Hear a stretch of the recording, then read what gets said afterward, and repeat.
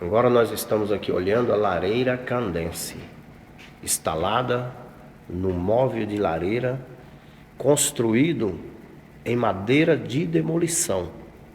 No caso seria peroba rosa, né, com os acabamentos cheios de ranhuras.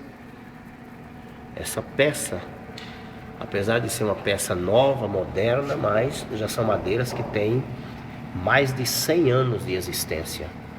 Então aqui nós temos uma fundição entre o antigo e o que existe de mais moderno no mercado, que é uma lareira com chama em 3 dimensões, aquecendo rapidamente todo o ambiente, com baixo consumo de energia e com um detalhe, né, que ela é acabado as laterais e acabado o fundo dela em folhas de taigeurde.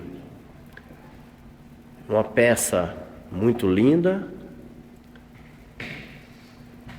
com um tampo em MDF, madeirado também, construído na nossa marcenaria.